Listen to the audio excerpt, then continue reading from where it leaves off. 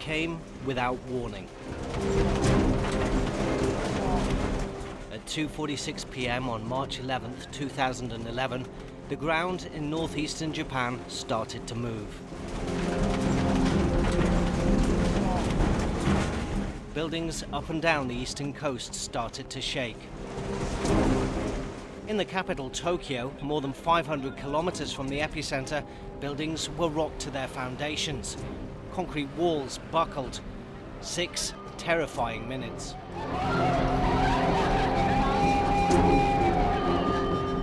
But when the shaking stopped, remarkably, in the capital and in many other areas, little damage was done. Japan has had a lot of experience with earthquakes, and Japanese institutions, academic and otherwise, continue studying seismic engineering on an ongoing basis with that experience. And then this is an interesting... Meet Riccardo Tusani, born in Italy and educated in Australia and the US. He's run his own architecture firm in Tokyo for the past 16 years. And when it comes to designing structures that can withstand earthquakes, Tusani has had a lot of practice. With billionaire clients demanding unique and modern designs, Tusani's task is to think creatively while also considering safety. It can be a little tough, especially if you're setting out to create large spans or open spaces, large glazed areas, a sense of transparency in buildings or lightness. But safety is of utmost importance. That's why Tusani and his team have to abide by strict seismic codes introduced by the government in 1981. Standards that every new building must meet before it can be constructed, and that existing buildings had to meet to avoid demolition. But some of those buildings didn't need major renovations. Take Tusani's office, for example. It's a former rice shop constructed in 1976. Tusani says Japanese architects back then always took precautions. Japan's seismic codes are currently the strictest in the world, but scientists here aren't resting on their laurels. Masaki Saruta and his colleagues at Shimizu Corporation are working on the latest in quake-proof technology. They've designed mechanisms found in some of Tokyo's tallest buildings. Saruta himself was carrying out a research experiment when the March 11th, 2011 quake struck. At that time, we worked at my laboratory office, Shaky laboratory office. At first, in that building, the shaking laboratory is operating.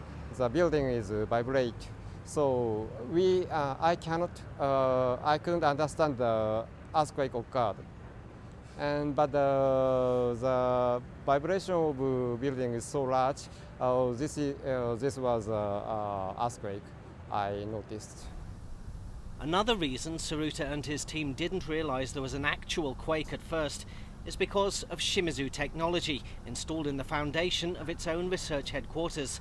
These rubber shocks are fitted between the ground and first floors of the building. A camera recorded the effects of the 2011 earthquake. The shocks cut the movement above the ground floor by half. And Shimizu is testing other quake-proof technology with similar results. There is a core in the center of the building. And this pole right yes, in the middle. Reinforced concrete building. Top of the core, we installed the rubber bearings. And then if we look over here across the water, this yes. black building, what's happening here? What are you using here? So that is we call partially float seismic isolation system. This building is float in the pool. That building is also 1/3 reduced of the ground motion. But this kind of quake-proofing isn't cheap. It drives up the price of a building by an average 5%. But there are lower-cost alternatives. This is one of the latest technologies on the market, marketed by Shimizu Corporation. It's called the dynamic screw, and it's 20 to 30% cheaper than other technologies being sold at the moment. The way it works is it takes that lateral movement and turns it into rotation. You can see how that affects buildings. The one at the back has not been fitted with the dynamic screw, and this is what happens when the ground starts to move. な津波が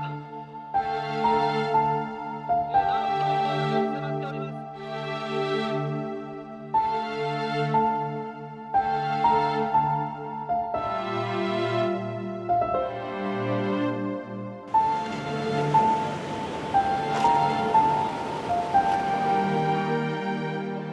But the majority of the destruction on March 11th, 2011 wasn't caused by the magnitude 9 earthquake. It was a massive tsunami, a wave estimated to be nearly 39 meters high that slammed into Miyako City on Amoe Peninsula. More than 15,800 people were killed. Entire communities were wiped out. And the aftermath triggered the nuclear crisis that the country still struggles with today.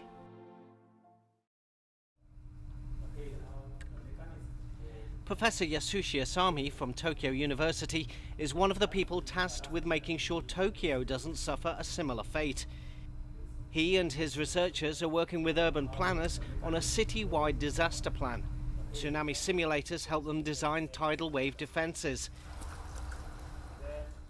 They're using this traffic flow map, which tracked 1.5 million mobile phone users across Tokyo during the 2011 disaster, as a way to learn from real-life experiences. We gathered a lot of very detailed information, kind of real-time information, and we could understand people's behavior at the disaster. And that kind of behavior can be analyzed, and also maybe we can know how to guide the people to, for example, evacuate from the, say, tsunami or other disaster areas.